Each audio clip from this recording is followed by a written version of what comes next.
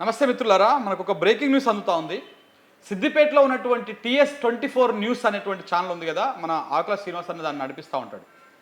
తెలంగాణ గొంతుకై తెలంగాణ ప్రజల పక్షాన మాట్లాడుతూ ఉంటాడు, ప్రభుత్వాన్ని ప్రశ్నిస్తూ ఉంటాడు.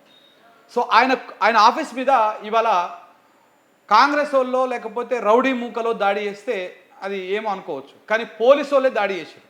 పోలీసు వాళ్ళే ఆయన ఆఫీస్ మీద దాడి చేశారు. సిద్దిపేటలో ఉన్నటువంటి TS24 న్యూస్ ఛానల్ మీద దాడి చేసిరు. ఎందుకు దాడి చేసిరు అంటే, సిరిసిల్ల కలెక్టర్ ఉన్నారు కదా, సందీప్ కుమార్ జా, ఆ సందీప్ కుమార్ మీద ఆయన కొన్ని వీడియోలు చేసినందుకు, ఆయన ప్రజల పట్ల ఏ రకంగా దుర్మార్గంగా వ్యవహరిస్తూ ఉన్నారో దాన్ని వివరించినందుకు ఆయన మీద కేసులు పెట్టి ఇప్పటికే ఆయన ఆఫీస్కి వెళ్ళి ఆఫీసును చిందరవందర చేసేసి అక్కడ ఉన్నటువంటి మహిళా ఉద్యోగుల పట్ల అనుచితంగా ప్రవర్తిస్తూ ఫోన్లు గుంజుకుంటాం, మీ ఫోన్లు ఏం కలెక్టర్ సార్నే మీరు ప్రశ్నిస్తారా, ఎన్కౌంటర్ చేసేస్తాము, ఇట్లా మాట్లాడుతూ ఆ ఆఫీస్లో కూడా సీసీ కెమెరాలు ఉంటాయి కదా, ఆ సీసీ కెమెరాలకు సంబంధించినటువంటి DVR ఉంటుంది కదా, ఆ DVRను ఆఫ్ చేసి ఎక్కడ కూడా పోలీసు వాళ్ళ అరాచకాలు వాళ్ళ దౌర్జన్యము రికార్డు కావద్దని అవన్నీ ఆఫ్ చేసి వాళ్ళని బెదిరింపులకు పాల్పడతా ఉన్నారు. ఆయన ఫస్ట్ ఒకసారి శ్రీనివాసరెడ్డి చేసినటువంటి ఒక వీడియో మీకు చూపిస్తా. ఇగో ఫస్ట్ చూడండి. ఇగో ఆయన కలెక్టర్ కిరాతకాలు ఒక్కొక్కటి బట్టబయలు అయోమయంలో కలెక్టరు భవిష్యత్తు అని చెప్పేసి ఈయన ఒక లైవ్ పెట్టిండు. ఎప్పుడు పెట్టిండు లైవ్ కూడా 6 గంటల క్రితం పెట్టిండు లైవ్. ఈ లైవ్ పెడితే ఇందులో కలెక్టరు అంటే ఇంతకుముందు మనం చెప్పుకున్నట్టుగా కలెక్టర్ ఈ సందీప్ జా వ్యవహారం ఎట్లా ఉన్నది, పేదల పట్ల ఏ రకంగా ఆయన కర్కశంగా వ్యవహరిస్తూ ఉన్నారు, ఆయన గత చరిత్ర ఏంది, ఆయన మీద ఉన్నటువంటి కేసులు ఏంది, ఆ పర్వం ఏంది, ఆ కథ ఏంది, ఇవన్నీ కూడా ఆయన ప్రజలకు చెప్పేటువంటి ప్రయత్నం చేసింది. ఎందుకంటే పేద ప్రజలను, ఇటు పాడి రైతులను, లేకపోతే వీరందరినీ ఇబ్బందులకు గురి చేస్తున్నటువంటి కలెక్టరు దేనికోసం చేస్తూ ఉన్నాడు, కొంతమంది రాజకీయ నాయకుల మీద ఉన్నటువంటి పర్సనల్ గ్రడ్జ్ తోటి కలెక్టర్ని అడ్డం పెట్టుకొని రాజకీయం ఎలా చేస్తూ ఉంది రాష్ట్ర ప్రభుత్వము, ఇవన్నీ వివరిస్తూ ఆయన ఒక వీడియోని చేయడం జరిగింది. ఎవరు? Akula Srinivasa Reddy, TS24 channel owner, chairman. ఆయన చేస్తే వాళ్ళ ఆఫీస్ మీదకి ఈయన వేస్తే ఈయన లేని సమయంలో వాళ్ళ ఆఫీస్ మీదకి పోయారు పోలీసు వాళ్ళు. ఇక పోయి చూడండి ఎంత అరాచకం చేస్తూ ఉన్నారో ఇక్కడ మీకు చూస్తే అర్థమవుతుంది. ఇక చూడండి, ఇక్కడ అంతకుముందే 25 నిమిషాలు ఒక పోలీస్ అధికారి ఆ మహిళా ఉద్యోగికి కాల్ చేసి 25 నిమిషాల సేపు సతాయించిందంట ఆమెను. 25 నిమిషాలు. ఇంకా 25 నిమిషాల సేపు నేను ఇప్పుడు ఆడియో వినిపించలేను, కానీ 25 నిమిషాల సేపు మీ సార్ ఏడా ఉన్నాడు, కలెక్టర్ మీదనే వార్తలు రాస్తారా, వార్తలు చేస్తారా, వీడియోలు చేస్తారా, మీకు ఎంత ధైర్యము, ఎన్కౌంటర్ చేసేస్తాము, అది చేస్తాము, ఇది చేస్తామని చెప్పేసి పోలీసు వాళ్ళు సిద్దిపేటలో ఉన్నటువంటి ఈ ఆఫీస్ మీద పోయి దాడి చేసేటువంటి పరిస్థితి. ఒకసారి చూడండి. ఇగో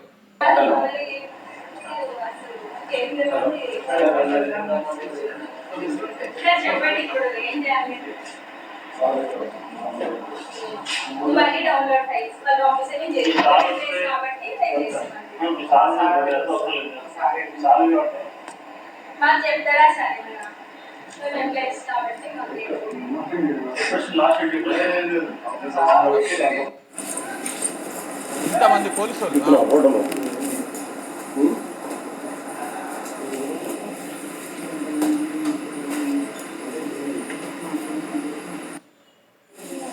మఫ్టీలో కొంతమంది, డ్రెస్లో కొంతమంది,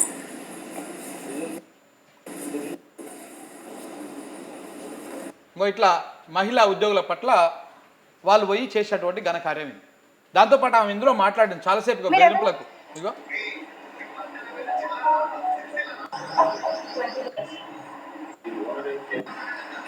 ఇగో ఆడియోలో కూడా చాలా ఉన్నది, 24 నిమిషాల ఆడియో ఉన్నది. అసలు ఒక మీడియా సంస్థ మీదకి ఒక ఛానల్ మీదకి ఈ పోలీసు వాళ్ళు పోవాల్సినటువంటి అవసరం ఉంది. ఏమన్నా ఒక ఏలన్ కేసు ఆయన మీద కేసు అయి ఉంటే పోవాలి, నోటీసులు ఇవ్వాలి, రావాలి, లేకపోతే ఆయన లేకపోతే ఆయన దగ్గరికి పోయి అరెస్ట్ చేసి తీసుకుపోయి మెజిస్ట్రేట్ ముందు హాజరుపరిచి ఆయనకు ఏ శిక్ష ఇస్తారో, రిమాండ్ ఇస్తారో, లేకపోతే ఏది ఇస్తారో చేయాలి. అలా చేయకుండా పోలీసు వాళ్ళే పోయి ఇలా ఆ ఉద్యోగులని భయభ్రాంతులకు గురి చేసి ఆ సంస్థల్లోకి పోవడానికి వీళ్ళకి ఎవరు అది ఇచ్చారు? అంటే పోలీసు వాళ్ళు ఇప్పుడు కలెక్టర్ చెప్పిండు కాబట్టి, కలెక్టర్ మీద వార్తలు వస్తున్నాయి కాబట్టి, కలెక్టర్ భాగవతం అంతా బయటపడుతుంది కాబట్టి పోలీసులను అడ్డం పెట్టుకొని భయభ్రాంతులకు గురి చేయాలి.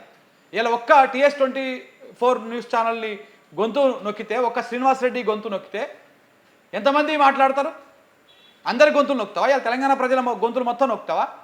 ఇది ఎంతవరకు కరెక్ట్? ఇది ఒకవైపు ఏమో మీ రేవంత్ రెడ్డి గారు, ముఖ్యమంత్రి గారు నీతులు ఒలిస్తూ ఉన్నారు బయటకు వచ్చి, ఇది ప్రజాపాలన, ఇందిరమ్మ రాజ్యం, ఇక్కడ ఎవరైనా మాట్లాడొచ్చు, ఎవరైనా ప్రశ్నించవచ్చు అని చెప్పేసి ఆయన నీతులు చెప్తా ఉంటారు. కాంగ్రెస్ వాళ్ళు నీతులు చెప్తా ఉంటారు.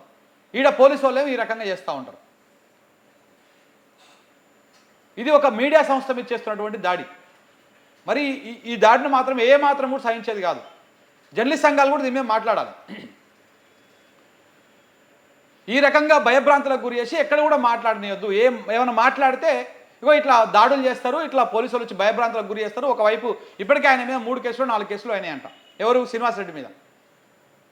మరి ఈ విషయాలు చెప్తున్నందుకు మన మీద కూడా కేసులు పెడతారేమో. ఇంకా ఎవడు మాట్లాడో తెలంగాణలో కాంగ్రెస్కి అనుకూలంగా మాట్లాడితే మాట్లాడాలి, లేకపోతే అన్ని నోరు మూసుకొని సపరేట్గా కూర్చోవాలి. ఇది తెలంగాణ రాష్ట్రంలో ప్రజాపాలన, ఇందిరమ్మ రాజ్యం చెప్తున్నటువంటి కథ ఇది. సో కాబట్టి తెలంగాణ ప్రజలారా అప్రమత్తంగా ఉండండి. వీళ్ళు చేస్తున్నటువంటి అరాచకాలు, పోలీసులను అడ్డం పెట్టుకొని చేస్తున్నటువంటి అరాచకాలను ఎక్కడికక్కడ అరికట్టాల్సినటువంటి అవసరం కూడా ఉన్నది. ఇలా జర్నలిస్టుల మీద దాడి, కేసులు మాట్లాడితే ఇలా నాకు తెలిసి తెలంగాణ చరిత్రలో, తెలంగాణ ఏర్పడి 2014 నుంచి ఇప్పటిదాకా 10 సంవత్సరాలు 11 సంవత్సరాల చరిత్రలో ఈ సంవత్సరం పాటు ఈ కాంగ్రెస్ పాలన వచ్చిన తర్వాత అయినన్ని కేసులు జర్నలిస్టుల మీద ఇంకెప్పుడు అయి ఉండవు. ఉమ్మడి రాష్ట్రంలో కూడా ఇన్ని అయినాయో కాలేదో తెలియదు.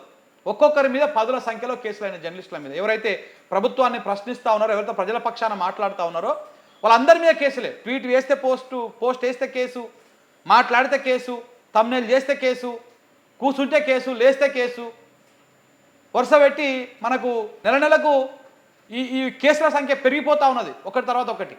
ఈ రకంగా ఉన్నది. భయభ్రాంతులకు గురి చేసే ప్రయత్నం చేస్తూ ఉన్నారు.